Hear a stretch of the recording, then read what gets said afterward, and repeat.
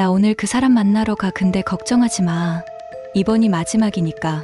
2024년 11월 12일 오후 6시 47분 강민수 씨의 휴대폰에 아내 이수진 씨로부터 음성 메시지 하나가 도착했다. 당시 민수 씨는 판교 테크노밸리에서 퇴근 중이었고 차량이 막히는 바람에 평소보다 30분 늦게 집에 도착할 예정이었다. 그는 운전 중이었기에 메시지를 바로 확인하지 못했다. 그러나 그가 메시지를 들었을 때 느낀 감정이 단순한 불안이었는지 아니면 그 이상의 무언가였는지는 지금도 명확하지 않다. 이곳은 미스토리 뷰X입니다. 오늘 우리가 다룰 이야기는 한 여성의 실종 사건입니다. 그녀가 남긴 마지막 말은 안심시키는 듯했지만 그 뒤에 숨겨진 진실은 누구도 예상하지 못한 방향으로 흘러갔습니다. 강민수 씨와 이수진 씨는 결혼 7년차 부부였다. 민수 씨는 IT 기업의 과장으로 재직 중이었고 수진 씨는 프리랜서 그래픽 디자이너로 재택근무를 주로 했다. 주변 사람들의 증언에 따르면 두 사람은 평범한 부부였다. 큰 다툼도 없었고 경제적으로도 안정적이었다. 그러나 최근 몇 달간 수진 씨의 행동에는 미세한 변화가 있었다. 이것은 추정이 아니라 그녀의 친구들과 가족이 나중에 회상하며 공통적으로 언급한 내용이다. 오후 7시 15분 민수 씨는 집에 도착했다. 현관문을 열자 집안은 조용했다. 거실 소파에는 수진 씨의 코트가 벗겨진 채 놓여 있었고 식탁 위에는 그녀가 즐겨 마시던 허브차 잔이 반쯤 비어 있었다. 민수 씨는 그제야 휴대폰을 꺼내 메시지를 확인했다. 아내의 목소리는 평소와 달리 조금 떨리는 듯했지만 그는 처음에 그것을 대수롭지 않게 여겼다. 그 사람이 누구인지, 마지막이라는 말이 무엇을 의미하는지 그는 즉시 이해하지 못했다. 오후 7시 30분 민수 씨는 수진 씨에게 전화를 걸었다. 신호음은 울렸지만 받지 않았다. 그는 다시 메시지를 보냈다. 어디야? 집에 왔는데 없네. 전화 좀 받아. 답장은 오지 않았다. 이 시점에서 민수 씨는 여전히 불안하지 않았다. 수진 씨는 가끔 급한 클라이언트 미팅 때문에 외출하곤 했고 전화를 못 받는 경우도 있었다. 그러나 오후 9시가 넘어도 연락이 없자 그는 비로소 무언가 잘못되었다는 것을 감지하기 시작했다. 오후 9시 47분 민수 씨는 수진 씨의 휴대폰 위치를 추적했다. 부부는 서로의 위치 공유 기능을 켜두고 있었다. GPS는 경기도 가평군 청평호수 인근의 한 도로를 가리키고 있었다. 마지막 신호는 오후 7시 2분에 끊겼다. 민수 씨는 즉시 차를 몰고 그곳으로 향했다. 약 40분이 걸리는 거리였다. 그는 운전하는 내내 아내에게 전화를 걸었지만 더 이상 신호조차 가지 않았다. 오후 10시 35분 민수 씨는 GPS가 마지막으로 찍힌 지점에 도착했다. 그곳은 청평호수로 이어지는 좁은 산길이었다. 가로등도 없는 어두운 길이었고 주변에는 아무도 없었다. 민수 씨는 차에서 내려 손전등을 켜고 주변을 수색했다. 약 200m를 걸어 들어가자 그는 무언가를 발견했다. 길 옆 풀밭에 수진 씨의 차량이 세워져 있었다. 차량은 시동이 꺼진 채였고 문은 잠겨 있었다. 민수 씨는 예비키로 문을 열고 차 안을 살폈다. 운전석에는 수진 씨의 핸드백이 있었고 그 안에는 지갑과 화장품 그리고 차키가 들어 있었다. 그러나 휴대폰은 없었다. 차량은 발견되었지만 수진 씨는 그 안에도 주변에도 없었다. 민수 씨는 즉시 112에 신고했다. 경찰은 약 20분 후 현장에 도착했고 초동 수색을 시작했다. 그러나 밤이 깊어 시야가 확보되지 않아 본격적인 수색은 다음 날 아침으로 미뤄졌다. 11월 13일 오전 6시 경기도 경찰청 실종자 전담팀이 투입되었다. 수색견과 드론이 동원되었고 호수 주변 반경 3km가 봉쇄되었다. 민수 씨는 밤새 현장을 떠나지 않았다. 그는 경찰에게 아내의 최근 행적, 교우 관계, 건강 상태 등을 상세히 진술했다. 그러나 그는 그 사람이 누구인지 알지 못했다. 수진 씨는 평소 민수 씨에게 모든 것을 이야기하는 편이었지만 최근 몇 주간은 조금 달랐다. 그녀는 자주 휴대폰을 확인했고 가끔 혼자 외출했다. 민수 씨는 그것을 의심하지 않았다. 아니, 의심하고 싶지 않았다. 오전 10시 경찰은 차량에 대한 정밀 감식을 시작했다. 그리고 그들은 예상치 못한 것을 발견했다. 조수석 문 손잡이에서 미확인 지문이 검출된 것이다. 그 지문은 민수 씨의 것도 수진 씨의 것도 아니었다. 경찰은 즉시 국가지문정보 시스템에 대조를 의뢰했지만 매칭되는 기록은 없었다. 그리고 그 누군가는 시스템에 등록되지 않은 인물이었다. 민수 씨는 이 사실을 듣고 충격에 빠졌다. 그는 경찰에게 물었다. 제 아내가 누군가를 태웠다는 건가요? 경찰은 신중하게 답했다. 현재로서는 가능성일 뿐입니다. 더 조사가 필요합니다. 그러나 민수 씨의 머릿속에는 한 가지 생각이 떠올랐다. 그 사람이라는 말.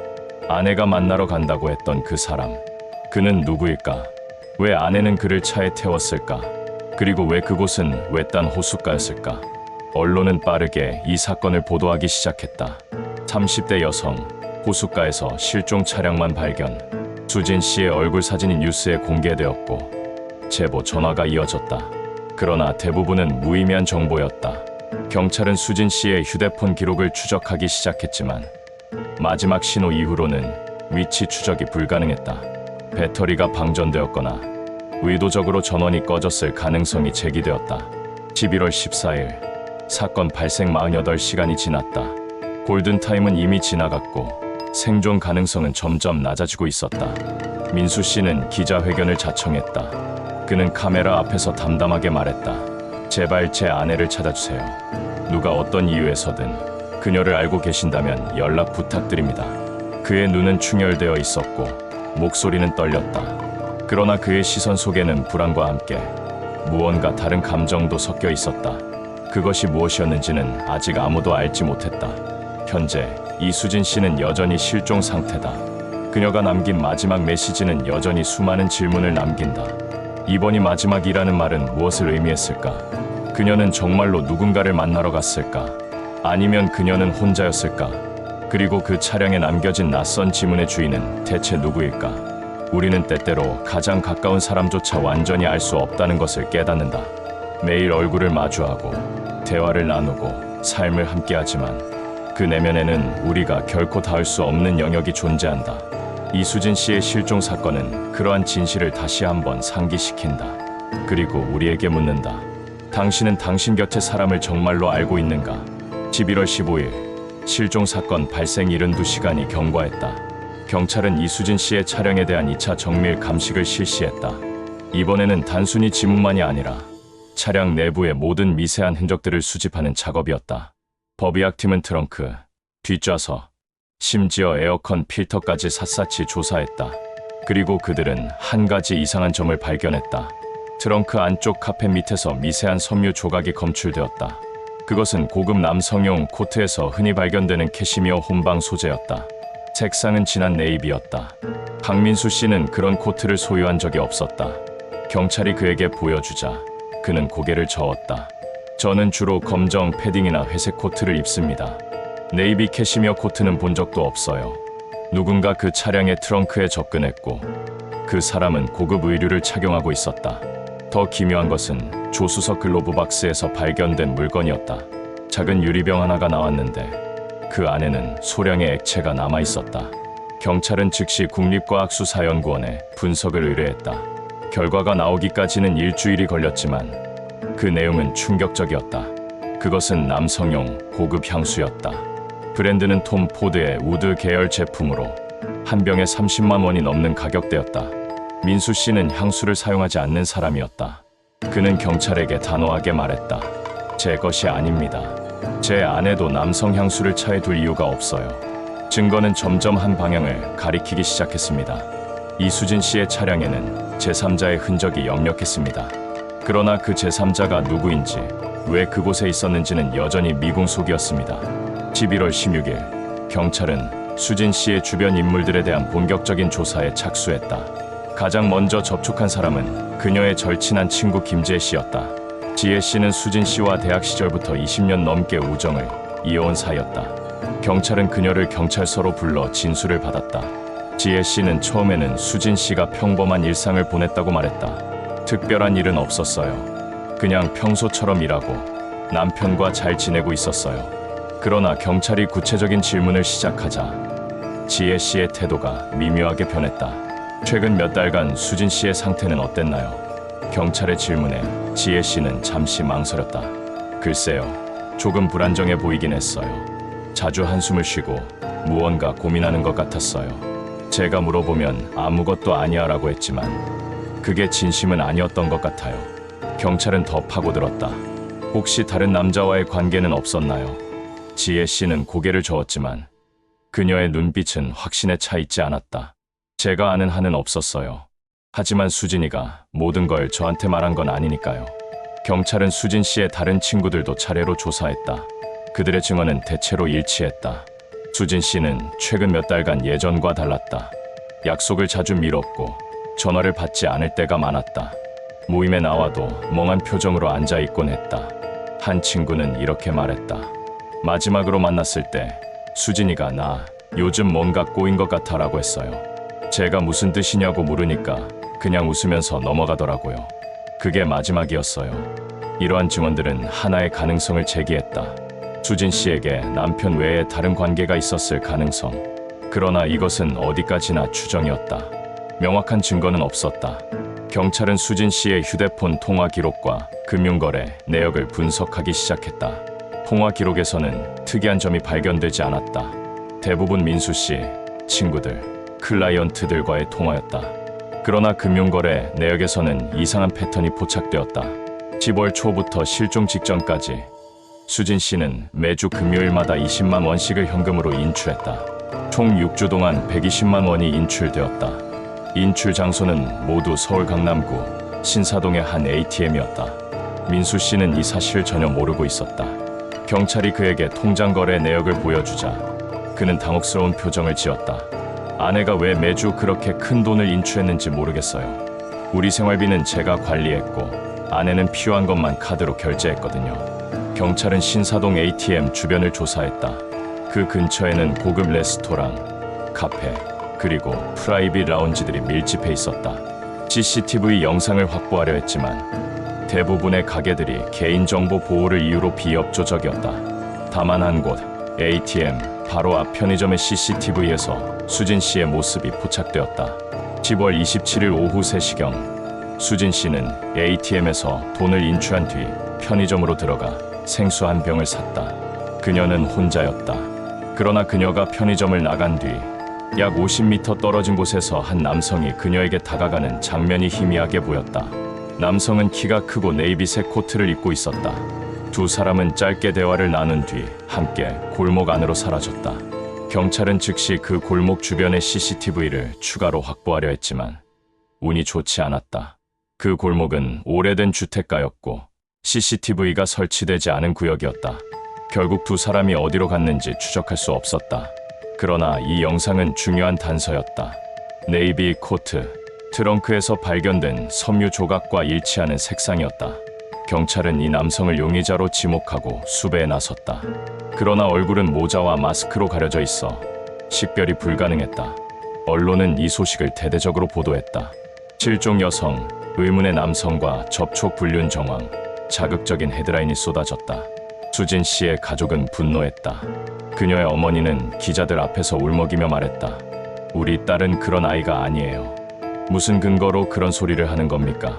그러나 여론은 이미 돌아서고 있었다. 온라인 커뮤니티에는 온갖 추측과 루머가 난무했다. 남편 몰래 바람 피우다 들킨 거 아니야. 돈도 인출하고 남자도 만나고 계획적이었던 것 같은데. 민수 씨는 이 모든 상황에 침묵으로 일관했다. 그는 경찰 조사에는 성실히 응했지만 언론과의 접촉은 일체 거부했다. 그의 직장 동료들은 그가 최근 크게 변했다고 증언했다. 원래 밝고 사교적인 사람이었는데 요즘은 말도 별로 안 하고 표정도 굳어 있어요. 회의 중에도 멍하니 있을 때가 많아요. 동료 중 한 명은 민수 씨가 점심시간에 혼자 옥상으로 올라가 한참 동안 서 있는 모습을 목격했다고 했다. 11월 19일 경찰은 민수 씨를 다시 불러 추가 조사를 진행했다. 이번에는 좀 더 직접적인 질문들이 이어졌다. 부인이 다른 남성을 만났다는 사실을 알고 계셨습니까? 민수 씨는 고개를 저었다. 몰랐습니다. 부인과의 관계에 문제는 없었습니까? 없었습니다. 우리는 사랑했습니다. 그렇다면 왜 부인은 당신 몰래 매주 큰 돈을 인출했을까요? 민수 씨는 대답하지 못했다. 그는 단지 고개를 떨구고 손을 떨고 있을 뿐이었다. 경찰은 민수 씨를 용의선상에서 완전히 배제하지 않았다. 통계적으로 배우자, 실종 사건의 상당수는 가족 내부에서 발생한다. 그러나 민수 씨에게는 확실한 알리바이가 있었다. 사건 당일 그는 회사에 있었고 퇴근 후 집으로 향하는 과정도 블랙박스와 하이패스 기록으로 명확히 증명되었다. 그가 아내를 직접 해칠 기회는 없었다. 하지만 경찰은 다른 가능성도 염두에 두었다. 민수 씨가 제3자를 고용했을 가능성. 그러나 그의 금융거래 내역에서는 의심스러운 지출이 발견되지 않았다. 현재 네이비 코트를 입은 남성의 정체는 여전히 밝혀지지 않았다. 경찰은 전국에 수배령을 내렸고 제보를 기다리고 있다. 수진 씨가 왜 그 남성과 만났는지, 그들 사이에 어떤 관계가 있었는지는 아무도 모른다. 확실한 것은 단 하나다.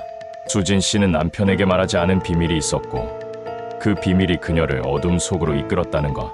11월 21일 실종 사건 발생 9일째 경찰은 수사의 돌파구를 찾기 위해 강민수 씨의 집을 재수색했다. 법원의 영장을 받아 진행된 이 수색은 오전 9시부터 시작되었다. 수사관들은 거실, 침실, 서재, 심지어 창고까지 샅샅이 뒤졌다. 그들이 찾고 있던 것은 이수진 씨의 개인적인 물건들, 특히 그녀가 남긴 어떤 기록이라도 있는지 확인하는 것이었다. 오후 2시경 한 수사관이 서재 책장 뒤편에서 노트북 한 대를 발견했다. 그것은 은색 맥북으로 먼지가 쌓여 있었다. 민수 씨는 그 노트북을 본 적이 있다고 말했다. 아내가 일할 때 쓰던 건데 최근에는 새 노트북을 샀어요. 저건 예전 거라 안 쓴다고 했어요. 경찰은 그 노트북을 압수하여 디지털 포렌식 팀에 넘겼다. 노트북에는 비밀번호가 걸려 있었지만 전문가들은 30분 만에 그것을 해제했다. 노트북 안에는 수진 씨의 작업 파일들이 대부분이었다. 그래픽 디자인 프로젝트, 클라이언트와 주고받은 이메일, 참고 이미지들. 겉보기에는 평범한 업무용 컴퓨터였다. 그러나 포렌식 전문가가 숨겨진 폴더를 검색하자 이상한 것이 발견되었다. 시스템 폴더 깊숙한 곳에 헤든이라는 이름의 폴더가 있었고 그 안에는 메신저 애플리케이션의 백업 파일이 저장되어 있었다. 경찰은 그 백업 파일을 복구했다. 그것은 텔레그램의 대화 기록이었다. 수진 씨는 공식적으로는 카카오톡만 사용했지만 이 노트북에는 별도의 텔레그램 계정이 있었고 단 한 명의 대화 상대와만 메시지를 주고받았다. 그 상대는 Y라는 이니셜로만 표시되어 있었다. 프로필 사진은 설정되지 않았고 전화번호도 가려져 있었다. 수진 씨는 누군가와 비밀스러운 대화를 나누고 있었고 그 흔적을 숨기려 했다. 대화 내용은 약 3개월 전인 8월 15일부터 시작되었다. 초반의 메시지들은 비교적 일상적이었다. Y, 오늘 날씨 좋네요. 산책하기 좋은 날이에요. 수진, 네, 정말요. 요즘 날씨가 참 좋죠.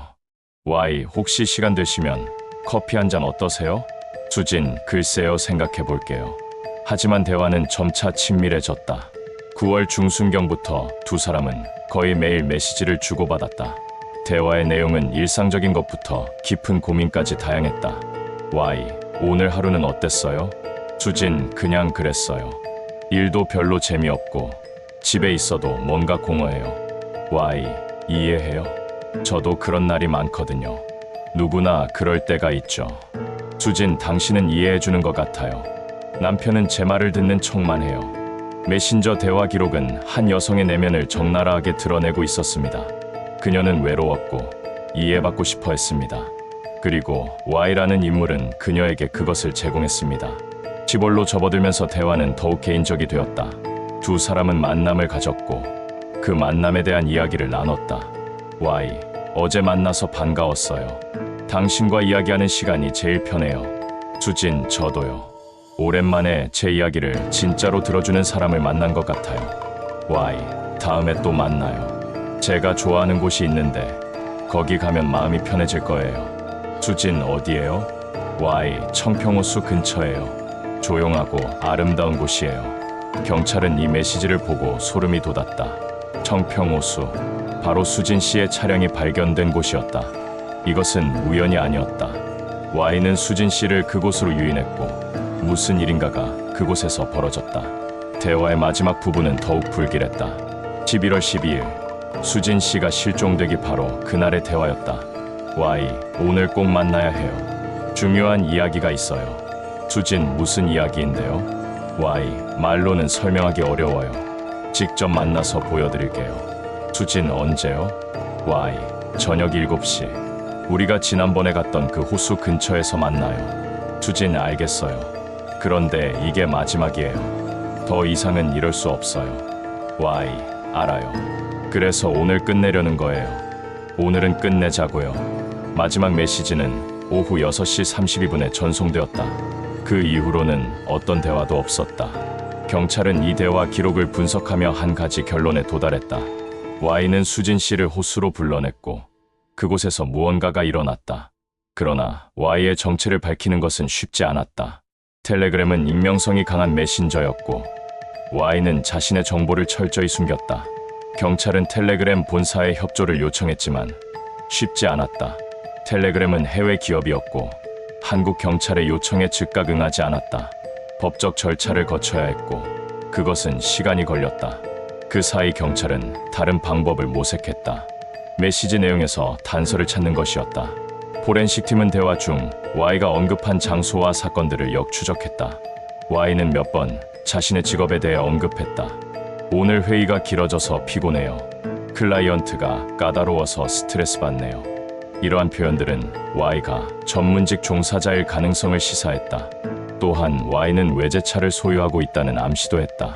차가 고장나서 정비소에 맡겼어요. BMW라 수리비가 만만치 않네요. 경찰은 이러한 정보를 종합하여 프로파일을 작성했다.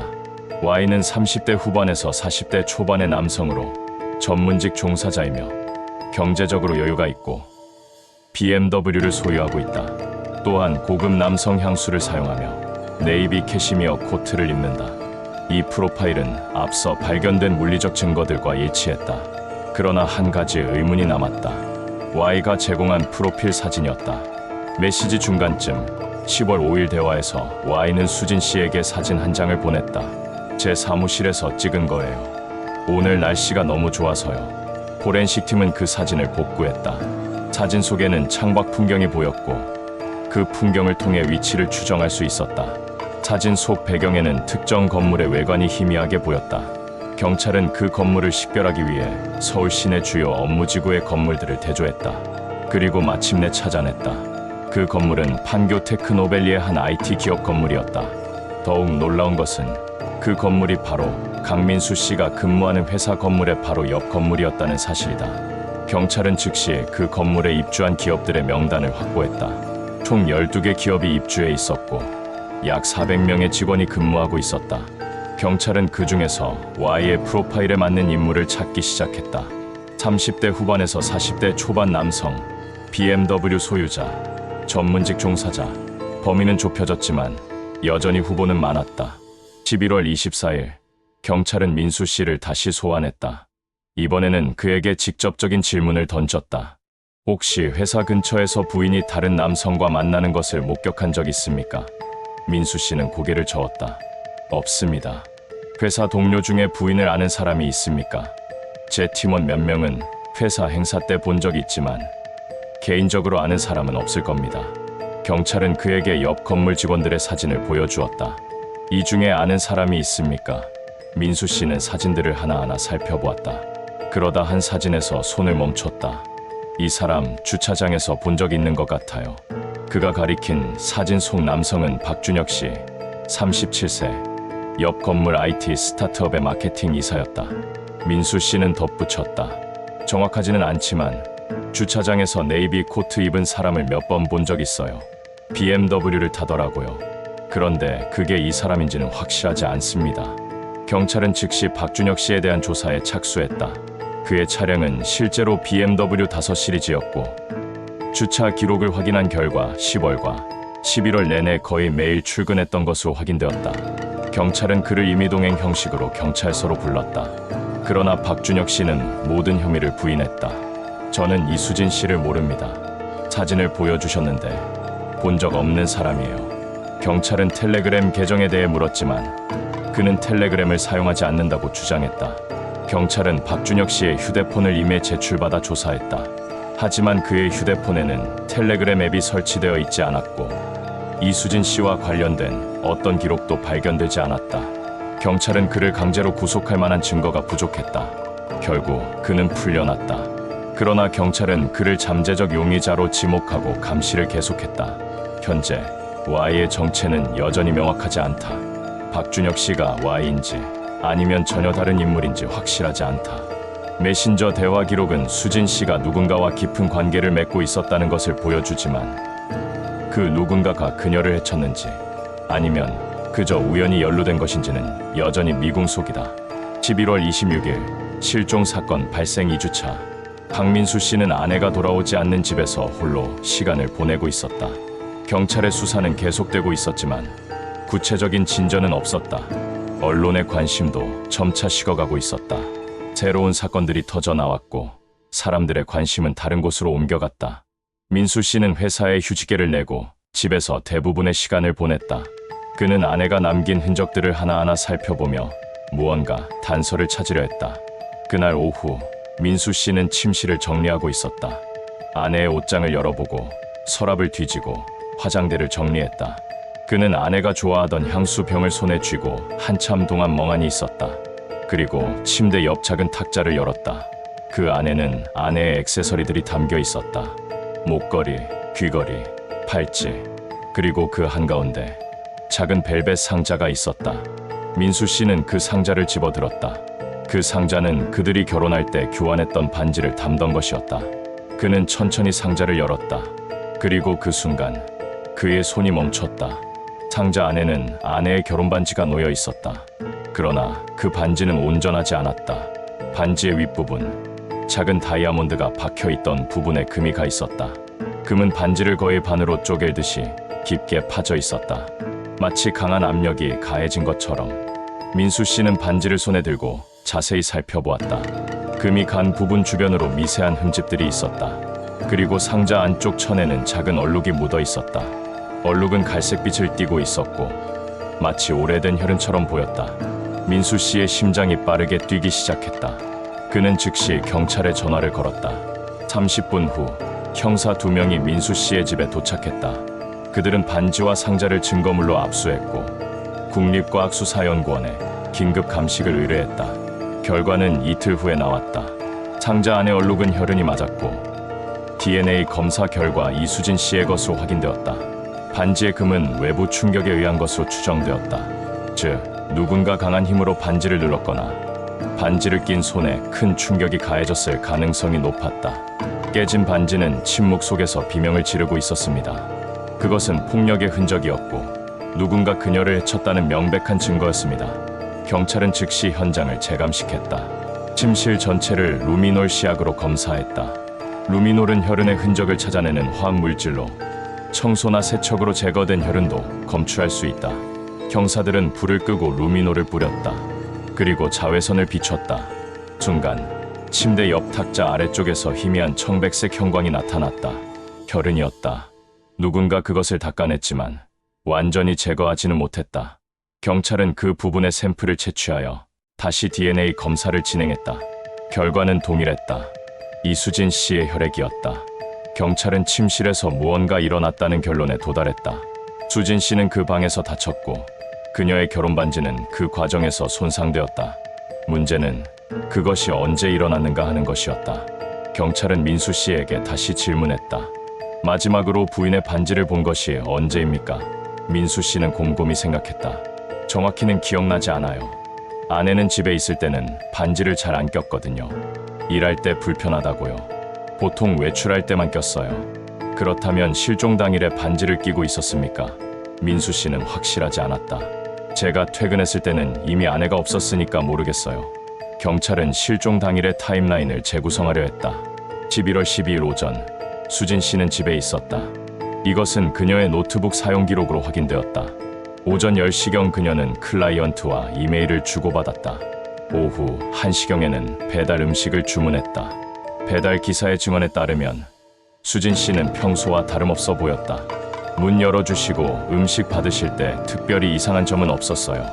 그냥 감사합니다 하시고 문 닫으셨어요. 오후 3시경부터 수진 씨의 행적이 불분명해진다. 그녀는 그 시간대에 집을 나섰을 것으로 추정된다. 아파트 CCTV를 확인한 결과 오후 3시 17분경 지하 주차장에서 그녀가 차량에 탑승하는 모습이 포착되었다. 그녀는 검은색 롱코트를 입고 있었고 가방을 들고 있었다. 그러나 그녀가 반지를 끼고 있었는지는 CCTV 화질상 확인이 불가능했다. 경찰은 다른 가능성도 고려했다. 반지가 집에서 손상된 것이 아니라 호수 근처에서 손상되었을 가능성. 그렇다면 누군가 그 반지를 다시 집으로 가져왔다는 의미다. 그 누군가는 민수 씨일 수도 있고 아니면 제3자일 수도 있다. 경찰은 민수 씨의 동선을 다시 확인했다. 실종 당일 저녁, 그는 청평호수에 가서 아내의 차량을 발견한 후 경찰에 신고했다. 그리고 새벽까지 현장에 있었다. 그는 집으로 돌아갈 시간이 없었다. 그렇다면 반지는 언제, 누가, 왜 집으로 가져온 것일까? 경찰은 또 다른 가설을 세웠다. 수진 씨가 호수로 가기 전에 반지를 벗어 집에 두고 갔을 가능성. 그녀는 누군가를 만나러 가면서 의도적으로 결혼 반지를 두고 갔을 수 있다. 그것은 상징적인 행위였을 것이다. 나는 더 이상 당신의 아내가 아니야라는 메시지. 그러나 반지가 손상된 것은 어떻게 설명할 수 있을까? 경찰은 반지 손상의 원인을 추정하기 위해 전문가의 도움을 받았다. 귀금속 감정사는 반지를 자세히 살펴본 후 의견을 제시했다. 이 금은 한 번의 강한 충격으로 생긴 것입니다. 반지를 낀 손이 단단한 물체에 세게 부딪혔거나 반지 자체에 무거운 물체가 떨어졌을 가능성이 있습니다. 또 다른 가능성은 누군가 의도적으로 반지를 파손시켰을 수도 있습니다. 경찰은 민수 씨에게 다시 물었다. 혹시 부인과 다툼이 있었습니까? 실종 전날이나 그 전에. 민수 씨는 단호하게 부인했다. 없었습니다. 우리는 다투지 않았어요. 그러나 그의 목소리에는 미세한 떨림이 있었다. 형사는 그것을 놓치지 않았다. 정말로 없었습니까? 작은 언쟁이라도. 민수 씨는 잠시 침묵했다. 그리고 천천히 입을 열었다. 일주일 전쯤 작은 말다툼이 있었어요. 제가 아내한테 요즘 너무 바빠서 대화가 없는 것 같다고 했더니 아내가 당신이야말로 나한테 관심 없잖아라고 했어요. 저는 그게 무슨 소리냐고 했고 아내는 됐어. 이제 말해봤자 소용없어라고 하면서 방으로 들어가 버렸어요. 그게 마지막으로 우리가 나눈 깊은 대화였던 것 같아요. 형사는 고개를 끄덕였다. 그날 부인이 반지를 끼고 있었습니까? 민수 씨는 기억을 더듬었다. 끼고 있었던 것 같아요. 아니, 확실하지 않아요. 제가 그런 걸 자세히 보지 않았거든요. 형사는 더 이상 묻지 않았다. 그러나 그는 노트에 무언가를 적었다. 부부 간 갈등 존재, 반지 착용 여부, 불명화. 11월 29일, 경찰은 새로운 증거를 확보했다. 수진 씨의 차량 블랙박스 영상이 복구된 것이다. 블랙박스는 충격 감지 기능이 있어서 차량에 충격이 가해지면 자동으로 녹화를 시작한다. 복구된 영상은 실종 당일 저녁 6시 54분부터 7시 2분까지 총 8분간의 기록이었다. 영상은 어두웠지만 음성은 비교적 선명했다. 영상 초반부에는 수진 씨의 목소리가 들렸다. 왜 여기로 오라는 거예요? 다른 곳에서 만나면 안 돼요. 그리고 남성의 목소리가 들렸다. 낮고 차분한 목소리였다. 여기가 조용해서 좋잖아요. 우리 이야기할 게 많으니까. 수진 씨는 한숨을 쉬었다. 말했잖아요. 오늘이 마지막이라고. 더 이상 이렇게 만날 수 없어요. 남성의 목소리는 조금 높아졌다. 왜요? 우리 사이가 그렇게 가벼운 거예요? 수진 씨는 대답했다. 가볍고 무겁고의 문제가 아니에요. 저는 결혼했고 남편이 있어요. 이건 잘못된 거예요. 남성은 비웃는 듯한 소리를 냈다. 남편, 당신 남편이 당신을 행복하게 해줬어요? 당신은 매일 외로워했잖아요. 수진 씨의 목소리가 떨렸다. 그건 그래도 이건 아니에요. 침묵이 흘렀다. 그리고 갑자기 큰 소리가 들렸다. 차문이 세게 닫히는 소리였다. 수진 씨가 비명을 질렀다. 뭐 하는 거예요? 손 놔요. 남성의 목소리는 더 이상 차분하지 않았다. 당신은 날 이용만 한 거예요. 심심할 때 상대해줄 사람이 필요해서. 수진 씨는 울먹이며 말했다. 아니에요. 그런 게 아니에요. 그 후 몇 초간 거친 숨소리와 몸싸움 소리가 들렸다. 그리고 차문이 열리는 소리, 발소리, 그리고 수진 씨의 목소리. 제발 그만해요. 그 이후로는 아무 소리도 들리지 않았다. 영상은 7시 2분에 끊겼다. 경찰은 이 영상을 수십 번 반복해서 들었다. 남성의 목소리를 분석하여 음성 데이터베이스와 대조했다. 그러나 매칭되는 기록은 없었다. 음성만으로는 신원을 특정할 수 없었다. 다만 한 가지 확실한 것은 수진 씨가 그날 밤 누군가와 격렬한 다툼을 벌였고 그 과정에서 위험에 처했다는 사실이었다. 현재 깨진 반지는 증거보관소에 보관되어 있다. 그것은 여전히 많은 질문을 남긴다. 반지는 언제 손상되었는가? 누가 그것을 집으로 가져왔는가? 그리고 수진 씨는 그날 밤 무슨 일을 겪었는가? 반지는 대답하지 않는다. 단지 금이 간 채로 침묵할 뿐이다. 12월 1일 실종 사건 발생 19일째 경찰은 청평호수 인근 주민들과 상인들을 대상으로 추가 조사를 진행했다. 그들은 실종 당일 밤 그 지역에서 무언가 이상한 것을 목격한 사람이 있는지 찾고 있었다. 대부분의 증언은 무의미했다. 그날 밤은 평소와 다름없었어요. 저녁이라 사람도 별로 없었고요. 그러나 한 사람의 증언이 수사에 새로운 전환점을 마련했다. 호수에서 약 500m 떨어진 곳에 작은 카페가 있었다. 호수가 카페라는 이름의 그곳은 낮에는 관광객들로 붐볐지만 저녁에는 한산했다. 카페 주인 겸 종업원인 서미영 씨, 42세는 경찰의 질문에 신중하게 대답했다. 그날 밤 늦게까지 카페에 있었어요. 정리하고 청소하느라 밤 9시가 넘어서 문을 닫았거든요. 형사가 물었다. 그날 밤 이상한 점을 목격하셨습니까? 서미영 씨는 잠시 생각하더니 고개를 끄덕였다. 네, 있었어요. 저녁 7시쯤이었을 거예요. 카페 창밖으로 차 한 대가 호수 쪽으로 가는 게 보였어요. 검은색 승용차였는데 그 길은 막다른 길이거든요. 호수 전망대까지 가면 끝이에요. 그래서 이상하다고 생각했어요. 차에 몇 명이 타고 있었습니까? 서미영 씨는 확실하지 않았다. 멀리서 봐서 정확히는 모르겠어요. 하지만 2명 정도 타고 있었던 것 같아요. 그 후에는요. 서미영 씨는 이야기를 이어갔다. 한 30분쯤 지났을 거예요. 밖에서 소리가 들렸어요. 남녀가 다투는 소리였어요. 목소리가 크지는 않았지만 밤이라 조용해서 들렸어요. 호숫가의 카페는 그날 밤의 유일한 증인이었습니다. 그곳에서 일하던 한 여성은 무언가 이상한 것을 보았고 들었습니다. 그러나 그녀는 그것이 얼마나 중요한 정보인지 그때는 알지 못했습니다. 형사는 더 자세히 물었다. 무슨 내용이었습니까? 서미영 씨는 고개를 저었다. 정확한 내용까지는 못 들었어요. 그냥 남자 목소리하고 여자 목소리가 섞여 있었어요. 여자가 뭔가 소리를 지르는 것 같았는데 무슨 말인지는 몰라요. 그 후에는요. 소리가 점점 작아지더니 잠잠해졌어요. 저는 그냥 연인끼리 싸우나 보다 했어요. 그리고 계속 일했죠. 그 차를 다시 보셨습니까? 서미영 씨는 고개를 끄덕였다. 네, 1시간쯤 후에 다시 지나가는 걸 봤어요. 그런데 이상한 게 차에는 한 명만 타고 있는 것 같았어요. 운전석에만 사람이 보였거든요. 형사는 긴장했다. 확실합니까? 100% 확실하지는 않아요. 하지만 조수석은 비어 보였어요. 경찰은 즉시 그날 밤 그 지역을 지나간 차량들의 블랙박스 영상을 확보하려 했다. 그러나 그 시간대에 그 길을 지나간 차량이 거의 없었다. 단 한 대 오후 8시 15분경 그 길을 지나간 택시가 있었다. 경찰은 그 택시 기사를 찾아냈다. 기사는 60대 남성으로 그날 밤을 선명히 기억하고 있었다. 맞아요. 그날 그 길을 지나갔어요.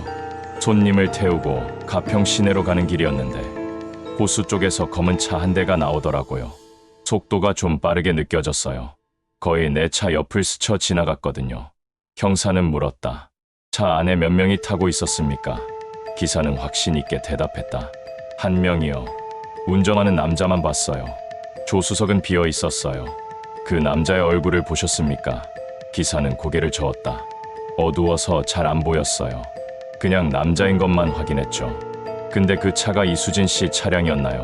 형사는 대답하지 않고 다른 질문을 했다. 차량 번호는 기억하십니까? 기사는 아쉽게도 기억하지 못했다. 블랙박스에 찍혔을 텐데 확인해 보시면 될 거예요. 경찰은 택시의 블랙박스 영상을 확보했다. 영상에는 검은색 승용차가 빠른 속도로 지나가는 모습이 찍혀 있었다. 번호판은 희미하지만 식별 가능했다. 경찰은 즉시 차량 번호를 확인했다. 그 차량은 이수진 씨의 차가 아니었다. 그것은 전혀 다른 차량이었다. 경찰은 혼란에 빠졌다. 그렇다면 수진 씨의 차는 언제 그곳에 세워진 것인가? 경찰은 타임라인을 재구성했다. 오후 7시경 수진 씨의 차량이 호수 근처에 도착했다. 이것은 블랙박스 영상과 서미영 씨의 증언으로 확인되었다. 오후 7시 30분경 남녀가 다투는 소리가 들렸다. 오후 8시 15분경 다른 차량 한 대가 그 지역을 빠르게 빠져나갔다. 그리고 민수 씨가 오후 10시 35분경 현장에 도착했을 때 수진 씨의 차량은 여전히 그곳에 있었다. 이것은 한 가지를 의미했다. 수진 씨와 함께 있던 사람은 다른 차량으로 그곳을 떠났고 수진 씨의 차는 그대로 남겨졌다. 그렇다면 수진 씨는 어디로 갔는가? 그녀는 자발적으로 그 사람의 차에 탔는가? 아니면 강제로 끌려간 것인가? 경찰은 택시 블랙박스에 찍힌 차량의 소유자를 추적했다. 차량은 BMW 5 시리즈 네이비 색상이었다. 등록자는 박준혁 씨였다. 앞서 텔레그램 Y의 용의자로 지목되었던 바로 그 사람이었다. 경찰은 즉시 박준혁 씨를 소환했다. 박준혁 씨는 처음에는 모든 것을 부인했다. 저는 그날 밤 집에 있었어요. 차를 운전하지 않았어요. 그러나 경찰이 블랙박스 영상을 보여주자 그의 태도가 변했다. 그는 변호사를 요청했다. 변호사가 도착한 후 그는 일부를 인정했다. 네, 그날 밤 그곳에 갔어요. 하지만 이수진 씨를 해치지 않았어요. 경찰은 그에게 상세한 진술을 요구했다. 박준혁 씨는 천천히 이야기를 시작했다. 저는 이수진 씨를 알았어요. 몇 달 전에 우연히 알게 됐죠. 회사 근처 카페에서요. 우리는 대화를 나누기 시작했고 가까워졌어요. 텔레그램으로 연락했고 가끔 만났어요. 하지만 연인 사이는 아니었어요. 그냥 친구였어요. 형사는 비웃었다. 친구요. 친구끼리 그렇게 자주 만나고 매주 돈을 인출하고 비밀 메신저를 쓰나요? 박준혁 씨는 답답한 표정을 지었다. 복잡한 관계였어요. 저도 결혼했거든요.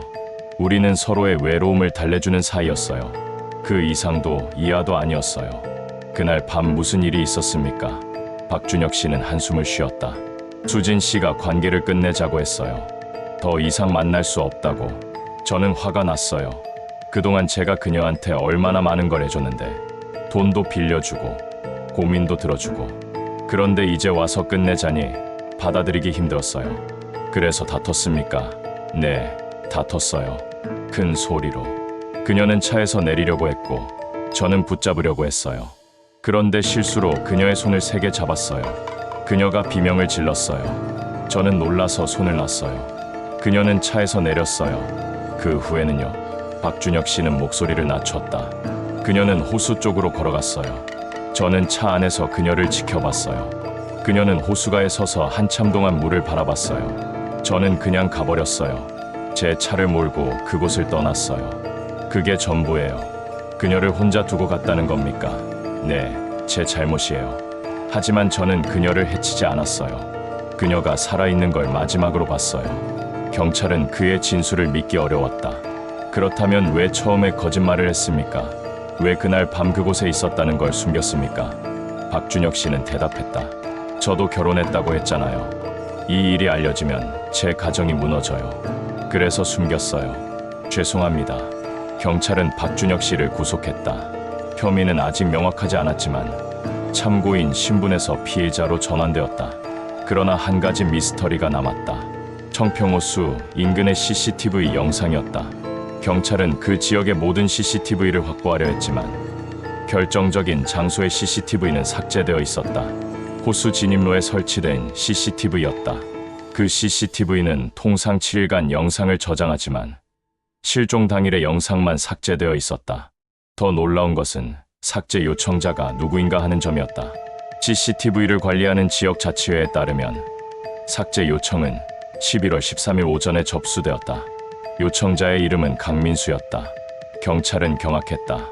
민수 씨가 왜 그 영상을 삭제하도록 요청했는가? 경찰은 민수 씨를 긴급 소환했다. 민수 씨는 당혹스러워했다. 저는 그런 요청을 한 적 없어요. CCTV가 있는지도 몰랐는걸요. 경찰은 자치회의 기록을 보여주었다. 요청서에는 민수 씨의 이름과 주민등록번호 그리고 연락처가 적혀 있었다. 민수 씨는 고개를 저었다. 이건 제 필체가 아니에요.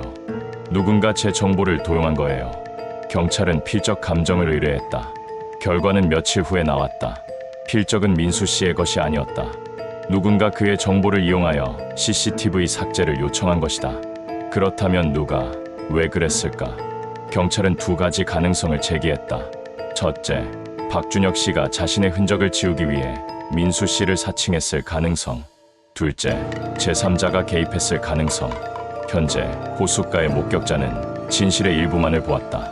그날 밤 무슨 일이 일어났는지 완전히 밝혀지지 않았다. 박준혁 씨는 자신이 수진 씨를 해치지 않았다고 주장하지만 경찰은 그의 진술을 완전히 신뢰하지 않는다. 그리고 CCTV를 삭제한 사람이 누구인지, 왜 민수 씨의 이름을 사용했는지는 여전히 미스터리로 남아있다. 12월 5일 실종 사건 발생 23일째 경찰은 강민수 씨의 휴대폰에 대한 정밀 포렌식을 진행했다. 민수 씨는 자신의 결백을 증명하기 위해 자발적으로 휴대폰을 제출했다. 그는 경찰에게 말했다. 제 폰을 마음껏 조사하세요. 저는 숨길 게 없어요. 디지털 포렌식 전문가들은 휴대폰의 모든 데이터를 추출했다. 통화 기록, 문자 메시지, 사진, 앱 사용 내역, 심지어 삭제된 파일까지. 대부분의 데이터는 평범했다. 회사 동료들과의 업무 관련 메시지, 가족들과의 일상적인 대화, 몇 장의 풍경 사진. 그러나 삭제된 파일 영역을 복구하는 과정에서 이상한 것이 발견되었다. 11월 12일 실종 당일 저녁에 촬영된 사진 한 장이 복구된 것이다. 그 사진은 같은 날 밤 11시 47분에 삭제되었다. 민수 씨가 아내의 차량을 발견하고 경찰에 신고한 직후였다. 복구된 사진을 본 형사들은 침묵했다. 사진 속에는 이수진 씨의 얼굴이 있었다. 그녀는 눈을 크게 뜨고 있었고 표정은 놀라움과 공포가 섞여 있었다. 배경은 어두웠지만 희미하게 나무와 풀이 보였다. 호수 근처로 추정되었다. 그리고 사진의 아래쪽, 수진 씨 뒤편으로 희미한 그림자 하나가 비쳐 있었다. 그 그림자의 윤곽은 사람의 형상이었다. 포렌식 전문가는 그림자의 주인을 추정하기 위해 사진을 분석했다. 그림자의 키와 체형을 분석한 결과 그것은 성인 남성의 것으로 추정되었다. 키는 약 175cm에서 180cm 사이. 강민수 씨의 키는 178cm였다. 경찰은 민수 씨에게 이 사진에 대해 질문했다. 이 사진을 아십니까? 민수 씨는 사진을 보고 얼굴이 창백해졌다. 이게 뭡니까? 당신 휴대폰에서 복구된 사진입니다. 실종 당일 밤에 촬영되었고 같은 날 밤에 삭제되었습니다. 민수 씨는 고개를 저었다. 저는 이런 사진을 찍은 적 없어요. 이건 말도 안 돼요. 형사는 냉정하게 말했다. 하지만 사진의 메타데이터는 분명합니다. 이 사진은 당신 휴대폰으로 촬영되었고 위치 정보도 청평호수 인근으로 표시되어 있습니다. 민수 씨는 혼란스러워했다. 그럴 리가 없어요. 저는 그날 밤 아내를 찾으러 갔을 뿐이에요. 사진을 찍을 이유가 없어요. 삭제된 사진 한 장이 모든 것을 뒤흔들기 시작했습니다. 그 사진은 무엇을 의미하는가? 강민수 씨는 정말로 그 사진을 찍지 않았는가? 아니면 그는 자신의 기억을 잃어버린 것인가? 경찰은 사진의 촬영 시각을 주목했다. 메타데이터에 따르면 사진은 오후 10시 18분에 촬영되었다. 민수 씨의 진술에 따르면 그는 오후 10시 35분경 현장에 도착했다. 그렇다면 사진은 그가 도착하기 17분 전에 촬영된 것이다. 이것은 모순이었다. 민수 씨는 어떻게 자신이 도착하기 전에 사진을 찍을 수 있었는가? 경찰은 민수 씨의 동선을 재확인했다. 그의 차량 블랙박스와 하이패스 기록, 그리고 통신사 기지국 기록을 모두 대조했다. 모든 기록은 그가 오후 9시 47분에 집을 출발하여 오후 10시 35분경 청평호수에 도착했다는 것을 뒷받침했다. 그렇다면 오후 10시 18분에 촬영된 사진은 어떻게 설명할 수 있는가? 포렌식 전문가는 다른 가능성을 제기했다. 사진의 메타데이터가 조작되었을 가능성이 있습니다. 누군가 의도적으로 시간을 변경했을 수 있어요. 경찰은 그 가능성을 조사했다. 그러나 메타데이터에는 조작의 흔적이 발견되지 않았다. 사진은 원본 그대로였고 시간 정보도 변경되지 않았다. 또 다른 가능성이 제기되었다. 민수 씨의 휴대폰 시간 설정이 잘못되었을 가능성. 그러나 그것도 사실이 아니었다. 휴대폰은 자동으로 네트워크 시간에 동기화되어 있었고 실종 당일에도 정확한 시간을 표시하고 있었다. 경찰은 다시 민수 씨를 신문했다. 이번에는 더 강도 높게. 당신은 오후 10시 18분에 현장에 있었습니다. 당신이 아내의 사진을 찍었고 그 사진을 삭제했습니다. 왜 거짓말을 하는 겁니까? 민수 씨는 울먹였다. 저는 거짓말하지 않았어요. 저는 정말로 모르겠어요. 제 기억으로는 10시 반쯤 도착했어요. 그 전에는 거기 없었어요. 심리학자가 소환되었다. 그는 민수 씨를 면담한 후 의견을 제시했다. 해리성 기억상실의 가능성이 있습니다. 극도의 스트레스나 충격적인 사건을 경험한 사람은 일시적으로 기억을 잃을 수 있습니다. 본인은 그 일을 기억하지 못하지만 실제로는 그 자리에 있었을 가능성이 있어요. 경찰은 최면 치료를 제안했다. 민수 씨는 처음에는 거부했지만 결국 동의했다. 그는 자신의 결백을 증명하고 싶었다. 최면 치료는 경찰서 상담실에서 진행되었다. 전문 최면 치료사가 민수 씨를 깊은 이완 상태로 유도했다. 그리고 천천히 질문을 시작했다. 11월 12일 저녁을 기억하십니까? 민수 씨는 눈을 감은 채 대답했다. 네, 기억해요. 당신은 어디에 있었습니까? 차 안이요, 운전하고 있었어요. 어디로 가고 있었습니까? 호수로요, 아내를 찾으러요. 몇 시였습니까? 민수 씨는 잠시 침묵했다. 그리고 떨리는 목소리로 말했다. 모르겠어요, 어두웠어요. 치료사는 계속했다. 호수에 도착했을 때를 떠올려 보세요. 무엇이 보였습니까? 민수 씨의 호흡이 거칠어졌다. 차가 안에 차가 있었어요. 그 후에는요? 차에서 내렸어요. 아내를 찾았어요. 아내를 찾았습니까? 민수 씨의 얼굴이 일그러졌다. 네, 아니 모르겠어요. 치료사는 조심스럽게 물었다. 사진을 찍었습니까? 민수 씨는 갑자기 몸을 떨기 시작했다. 사진을 그는 울음을 터뜨렸다. 기억나지 않아요. 저는 정말로 모르겠어요. 치료사는 최면을 중단했다. 민수 씨는 다시 의식을 회복했지만 여전히 흐느끼고 있었다. 경찰은 최면 치료에서 명확한 답을 얻지 못했다. 민수 씨는 무언가를 기억하지 못하고 있었고 그것이 의도적인 것인지 아니면 진짜 기억 상실인지 판단하기 어려웠다. 경찰은 다른 증거를 찾기로 했다. 사진 속 그림자의 주인을 확인하기 위해 그들은 현장 재현을 시도했다. 12월 7일 경찰은 청평호수 현장으로 갔다. 그들은 사진이 촬영된 위치를 추정하고 같은 각도에서 실험 사진을 찍었다. 여러 명의 수사관들이 모델로 참여했다. 그리고 그 중 한 명, 강민수 씨와 비슷한 키와 체형을 가진 형사가 같은 위치에 섰을 때 그림자의 형태가 거의 일치했다. 경찰은 결론을 내렸다. 사진 속 그림자는 강민수 씨의 것일 가능성이 높다. 그러나 여전히 의문은 남았다. 왜 그는 그 사진을 찍었는가? 그리고 왜 삭제했는가? 무엇보다 왜 그는 기억하지 못하는가? 12월 9일 새로운 증거가 나왔다. 민수 씨의 차량 블랙박스를 재분석한 결과 작은 단서가 발견되었다. 블랙박스는 충격 감지 기능 외에도 주기적으로 짧은 영상을 저장하는 기능이 있었다. 경찰은 그 영상들을 모두 확인했다. 그리고 오후 10시 15분경 녹화된 영상 하나에서 이상한 점을 발견했다. 영상에는 민수 씨가 차에서 내리는 모습이 찍혀 있었다. 그는 손전등을 들고 어둠 속으로 걸어갔다. 그리고 약 20m 떨어진 곳에서 멈춰 섰다. 화면에는 그가 휴대폰을 꺼내는 모습이 희미하게 보였다. 휴대폰 화면의 불빛이 그의 얼굴을 비췄다. 그는 무언가를 촬영하는 듯했다. 그리고 다시 차로 돌아왔다. 경찰은 이 영상을 민수 씨에게 보여주었다. 이 영상을 보십시오.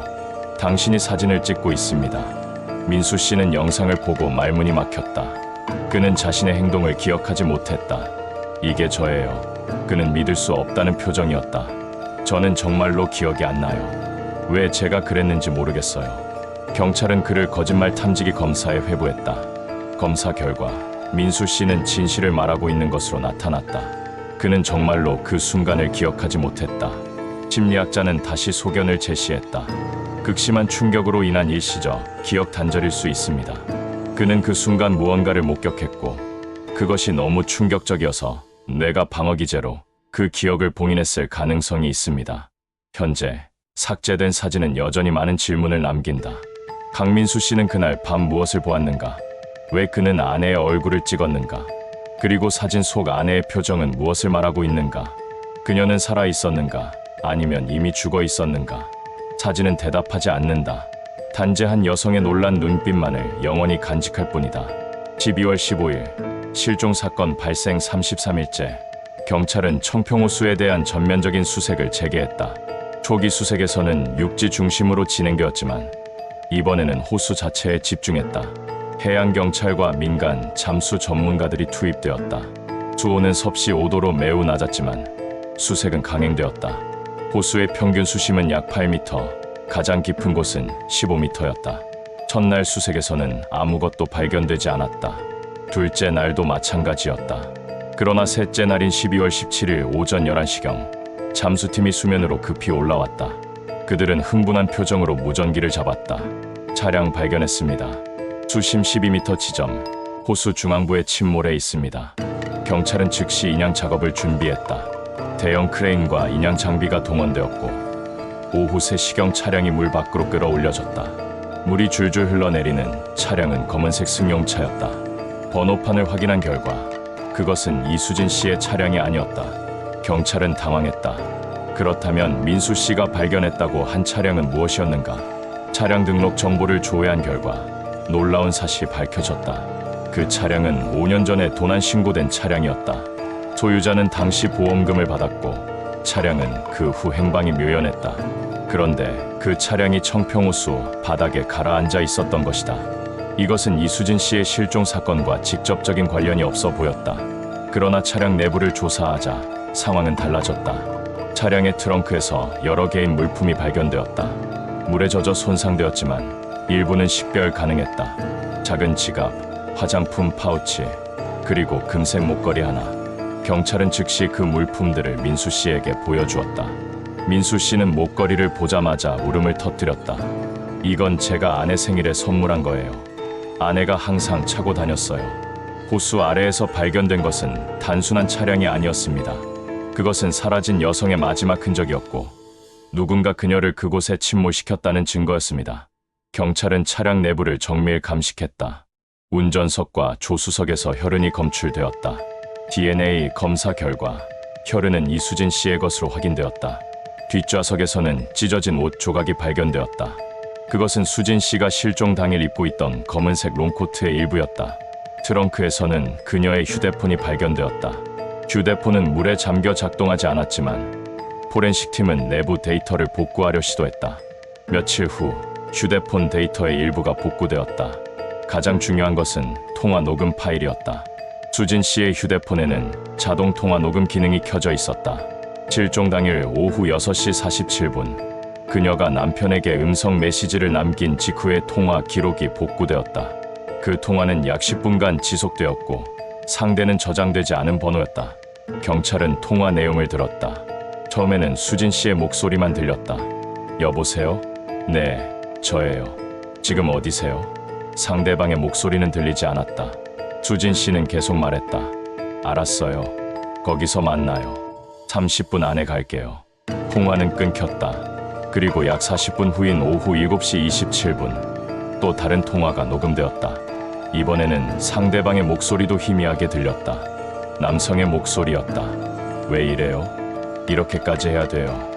수진 씨의 목소리가 들렸다. 제발 그만해요. 이건 잘못된 거예요. 남성의 목소리는 점점 커졌다. 잘못됐다고 당신이 먼저 시작한 거잖아요. 그 후 격렬한 소리들이 이어졌다. 무언가 부딪히는 소리, 비명, 그리고 무거운 것이 떨어지는 소리. 통화 녹음의 마지막 10초는 더욱 소름 끼쳤다. 거친 숨소리만 들리다가 남성의 목소리가 낮게 속삭였다. 이제 그만 끝내자, 제발. 그 목소리는 떨리고 있었다. 공포인지 후회인지 알 수 없는 감정이 섞여 있었다.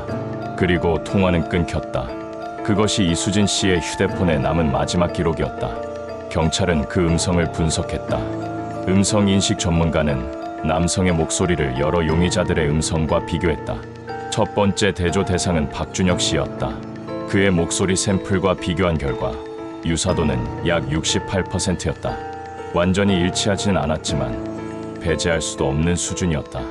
두 번째 대조 대상은 강민수 씨였다. 경찰은 그의 진술 과정에서 녹음된 음성을 사용했다. 놀랍게도 유사도는 약 72%였다. 박준혁 씨보다 더 높은 수치였다. 경찰은 민수 씨를 다시 신문했다. 이 목소리가 당신 것입니까? 녹음을 들려주자 민수 씨는 얼굴이 하얗게 질렸다. 아니에요. 이건 제 목소리가 아니에요. 비슷하게 들릴 수는 있지만 저는 아내와 그런 대화를 나눈 적 없어요. 형사는 냉정하게 말했다. 음성 분석 결과는 거짓말을 하지 않습니다. 당신이 그날 밤 아내와 통화했을 가능성이 매우 높습니다. 민수 씨는 고개를 저으며 울기 시작했다. 저는 정말로 모릅니다. 제가 기억하는 건 아내를 찾으러 갔다는 것뿐이에요. 그 전에 통화했는지 무슨 말을 했는지 전혀 기억이 안 나요. 경찰은 그의 통화 기록을 다시 확인했다.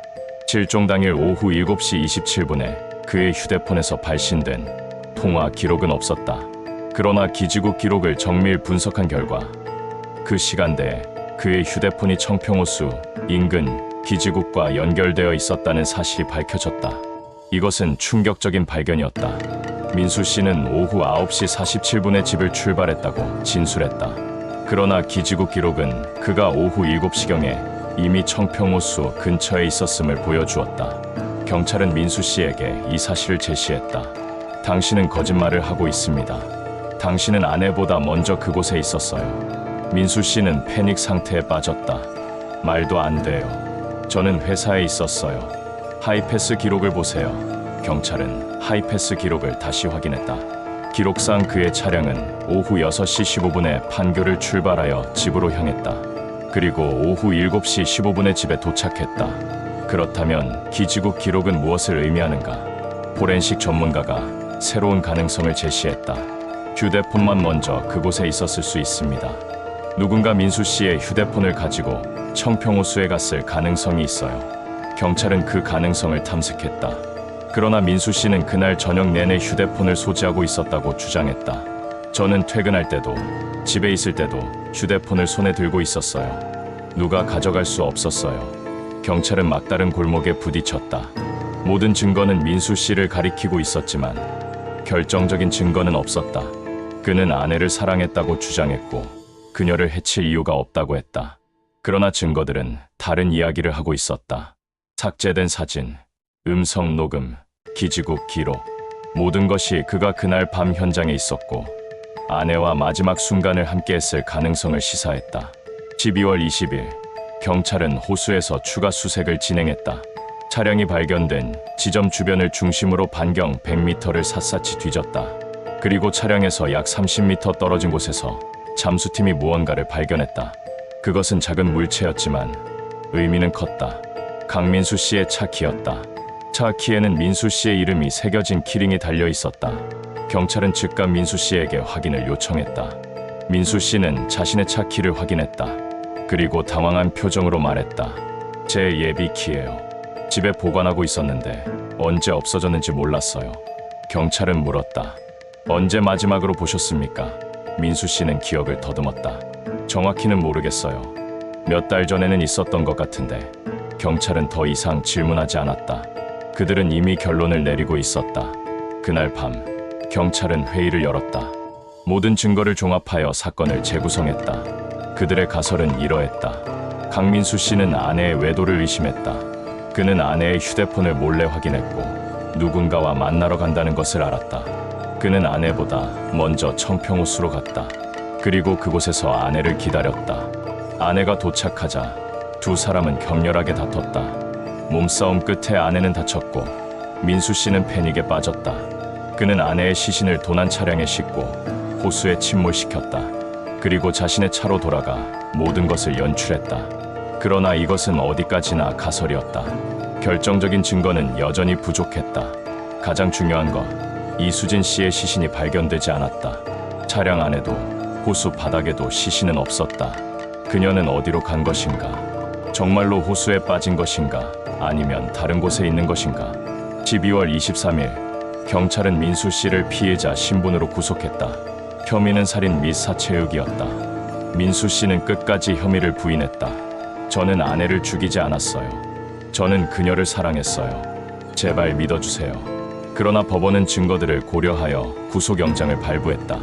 민수 씨는 구치소로 이송되었다. 언론은 이 소식을 대서특필했다. 남편, 아내 살해 혐의로 구속, 완벽한 부부의 가면 뒤 숨겨진 진실 여론은 들끓었다. 일부는 민수 씨를 비난했고 일부는 그의 결백을 믿었다. 수진 씨의 가족은 기자회견을 열어 민수 씨에게 진실을 말하라고 호소했다. 우리 딸이 어디 있는지 말해주세요. 제발 그것만이라도 알려주세요. 현재 이수진 씨의 시신은 여전히 발견되지 않았다. 호수에서 발견된 차량과 유품들은 그녀가 그날 밤 무서운 일을 겪었음을 말해준다. 그러나 그녀의 마지막 순간이 정확히 어땠는지, 누가 그녀를 해쳤는지는 여전히 명확하지 않다. 강민수 씨는 자신의 결백을 주장하지만 증거들은 그를 향해 손가락질하고 있다. 진실은 호수 깊은 곳에 잠들어 있는 것일까? 아니면 누군가의 기억 속에 봉인되어 있는 것일까? 2025년 1월 10일 강민수 씨의 재판이 시작되었다. 검찰은 그를 살인 및 사체유기 혐의로 기소했다. 공판 준비 과정에서 민수 씨는 정신과 전문의의 정밀 진단을 받았다. 진단 결과는 복잡했다. 그는 외상 후 스트레스 장애와 해리성, 기억상실 증상을 보이고 있었다. 의사는 소견서에 이렇게 적었다. 피고인은 극심한 정신적 충격으로 인해 특정 시간대의 기억을 상실한 것으로 보인다. 이것이 의도적인 기억 조작인지 진짜 병리학적 증상인지는 현재로서는 판단하기 어렵다. 재판은 언론의 집중 조명을 받았다. 방청석은 매일 만석이었고 법정 밖에는 수백 명의 취재진이 몰려들었다. 검사는 치밀하게 준비한 증거들을 제시했다. 삭제된 사진, 음성 녹음, 기지국 기록, 호수에서 발견된 차키, 모든 것이 민수 씨가 범인임을 가리키는 듯했다. 검사는 최후 진술에서 이렇게 말했다. 피고인은 아내의 외도를 의심했고 질투와 분노로 그녀를 살해했습니다. 그리고 교묘하게 증거를 은폐하려 했습니다. 이것은 계획적인 범죄입니다. 그러나 변호인은 반박했다. 검사 측이 제시한 증거들은 모두 정황 증거일 뿐입니다. 결정적인 물증, 즉 피해자의 시신도 발견되지 않았고 피고인의 직접적인 범행을 입증할 증거도 없습니다. 피고인은 기억상실로 고통받고 있지만 그것이 곧 범죄를 저질렀다는 증거는 아닙니다. 변호인은 박준혁 씨를 또 다른 용의자로 지목했다. 박준혁 씨는 피해자와 불륜 관계였고 사건 당일 현장에 있었습니다. 그의 혐의가 더 짙습니다. 재판 3주차 결정적인 순간이 찾아왔다. 검찰은 새로운 증인을 소환했다. 그는 청평호수 근처에서 낚시를 즐기는 70대 노인이었다. 그는 떨리는 목소리로 증언했다. 11월 12일 밤, 저는 호숫가에서 낚시를 하고 있었습니다. 밤 10시쯤이었을 거예요. 어둠 속에서 두 사람이 다투는 소리를 들었습니다. 남자와 여자였어요. 남자가 제발, 정신 차려라고 소리치는 게 들렸어요. 그리고 물에 뭔가 빠지는 소리가 났어요. 한 노인의 증언이 재판의 흐름을 바꿔놓았습니다. 그날 밤 호숫가에는 목격자가 있었고 그가 들은 것은 한 여성의 마지막 순간이었을 가능성이 높았습니다. 판사는 노인에게 물었다. 그 남자의 얼굴을 보셨습니까? 노인은 고개를 저었다. 어두워서 얼굴은 못 봤어요. 하지만 체격은 봤습니다. 그리 크지 않았어요. 170cm 후반 정도. 그리고 옷차림이 평범했어요. 코트 같은 건 입지 않았던 것 같아요. 이 증언은 박준혁 씨보다 민수 씨에게 더 부합했다. 박준혁 씨는 키가 183cm였고 당일 네이비 코트를 입고 있었다. 재판부는 민수 씨에게 최후 진술 기회를 주었다. 민수 씨는 피고인석에 서서 떨리는 목소리로 말하기 시작했다. 저는 정말로 기억이 나지 않습니다. 그날 밤 제가 무엇을 했는지, 왜 그곳에 있었는지. 하지만 한 가지는 확실합니다. 저는 제 아내를 사랑했습니다. 그녀 없이는 살 수 없었습니다. 그는 잠시 멈췄다가 이어갔다. 최근 최면 치료를 다시 받았습니다. 그리고 일부 기억이 돌아왔습니다. 법정은 순식간에 조용해졌다. 모든 사람의 시선이 민수 씨에게 쏠렸다. 그는 눈물을 흘리며 계속했다. 그날 밤, 저는 아내가 누군가를 만나러 간다는 걸 알았어요. 저는 질투가 났고 화가 났어요. 그래서 먼저 그곳으로 갔어요. 아내가 도착했을 때 저는 그녀를 기다리고 있었어요. 그의 목소리가 더 떨렸다. 저는 아내에게 소리쳤어요. 왜 이래? 왜 나를 배신해? 아내는 울면서 말했어요. 미안해. 나도 어쩔 수 없었어. 민수 씨는 잠시 숨을 고르며 이어갔다. 우리는 다퉜어요. 그리고 아내가 차에서 내리려고 했어요. 저는 그녀의 팔을 잡았어요. 놓치고 싶지 않았어요. 그런데 아내가 비틀거렸어요. 그녀는 균형을 잃고 뒤로 넘어졌어요. 그리고 머리를 바위에 부딪혔어요. 법정 안에서 한숨 소리가 새어나왔다. 저는 달려가서 아내를 안았어요. 피가 나고 있었어요. 저는 깨어나, 제발 깨어나라고 소리쳤어요. 하지만 아내는 눈을 뜨지 않았어요. 저는 119에 전화하려고 휴대폰을 꺼냈어요. 그런데 그 순간 아내가 눈을 떴어요. 딱 한 번 저를 봤어요. 그 눈빛에는 놀람과 그리고 슬픔이 있었어요. 저는 그 순간을 사진으로 찍었어요. 왜 그랬는지 모르겠어요. 아마 증거를 남기고 싶었던 것 같아요. 아내가 살아있다는 걸 기록하고 싶었던 거예요. 민수 씨는 목이 메어 말을 잇지 못했다. 잠시 후 그는 다시 입을 열었다. 그런데 아내는 다시 눈을 감았어요. 그리고 저는 패닉에 빠졌어요. 저는 아내를 살리려고 했어요. 정말이에요. 하지만 제가 할 수 있는 건 아무것도 없었어요. 저는 그녀를 안고 울었어요. 얼마나 시간이 지났는지 모르겠어요. 그리고 제 기억은 거기까지예요. 그 다음은 정말로 기억나지 않아요. 검사가 질문했다. 그렇다면 피해자의 시신은 어디에 있습니까? 민수 씨는 고개를 저었다. 모르겠습니다. 정말로 모르겠어요. 제 기억에는 아내를 안고 있는 것까지만 남아 있어요. 그 후에 무슨 일이 있었는지, 제가 무엇을 했는지 아무것도 기억나지 않아요. 검사는 냉정하게 말했다. 당신이 시신을 처리했다는 것 아닙니까? 호수에 빠뜨리거나 다른 곳에 유기한 것 아닙니까? 민수 씨는 무너져 내렸다. 저는 모릅니다. 제발 믿어주세요. 그는 바닥에 주저앉아 울기 시작했다. 법정은 혼란에 빠졌다. 판사는 잠시 휴정을 선언했다. 재판 5주차 새로운 증거가 제출되었다. 국립과학수사연구원은 호수 바닥에서 수거한 토양 샘플을 정밀 분석했다. 그리고 차량이 발견된 지점에서 약 10m 떨어진 곳의 토양에서 미세한 인체 조직 흔적을 발견했다. DNA 검사 결과 그것은 이수진 씨의 것으로 확인되었다. 이것은 그녀가 그 지점에서 사망했을 가능성을 강하게 시사했다.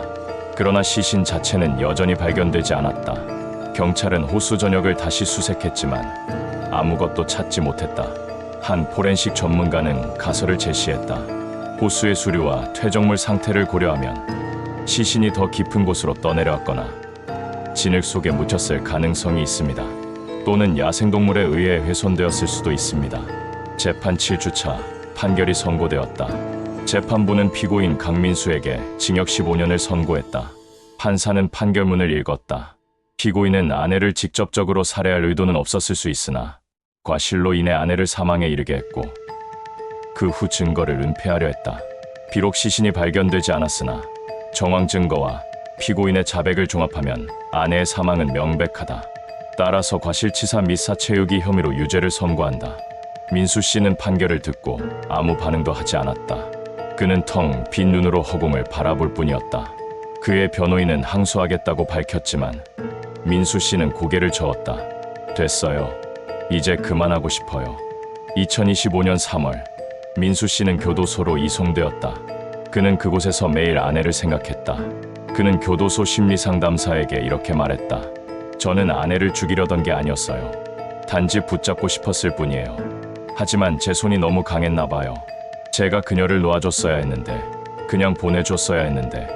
그는 매일 밤 악몽을 꿨다. 꿈속에서 아내는 호수 바닥에서 그를 올려다보고 있었다. 그녀의 손은 수면을 향해 뻗어 있었지만 그는 그 손을 잡을 수 없었다. 수진 씨의 가족은 여전히 그녀를 찾고 있다. 그녀의 어머니는 매주 청평호수를 찾아가 물가에 앉아 딸을 기다린다. 우리 딸이 언젠가는 돌아올 거예요. 제가 믿고 기다리면 반드시 돌아올 거예요. 하지만 호수는 대답하지 않는다. 단지 잔잔한 파도만이 반복해서 밀려올 뿐이다. 현재 이수진 씨의 시신은 여전히 발견되지 않았다. 그녀의 결혼 반지는 증거보관소에 보관되어 있다. 금이 간 반지는 여전히 침묵 속에서 빛을 잃어가고 있다. 그 반지가 목격한 진실은 무엇이었을까? 사랑이었을까? 배신이었을까? 아니면 비극적인 오해였을까? 우리는 때때로 가장 가까운 사람과의 사이에서도 돌이킬 수 없는 실수를 저지른다. 한순간의 분노, 질투, 집착이 모든 것을 파괴할 수 있다. 강민수와 이수진의 이야기는 그러한 인간의 어두운 면을 보여준다. 그들은 서로를 사랑했지만 그 사랑은 결국 한 사람의 죽음으로 끝났다. 호수는 모든 것을 알고 있다. 그러나 그것은 영원히 침묵할 것이다. 호수 깊은 곳, 아무도 찾지 못한 곳에서 금이 간 반지 하나가 진흙 속에 묻혀 있다. 그 반지는 천천히, 아주 천천히 물속으로 가라앉는다. 그리고 어둠 속으로 사라진다. 영원히. 본 채널의 모든 콘텐츠는 엔터테인먼트 목적으로 제작되었습니다. 일부 실제 사건에서 영감을 얻은 창작 콘텐츠이며 등장하는 인물, 장소, 사건은 모두 허구로 특정 단체, 종교, 인물과는 무관합니다.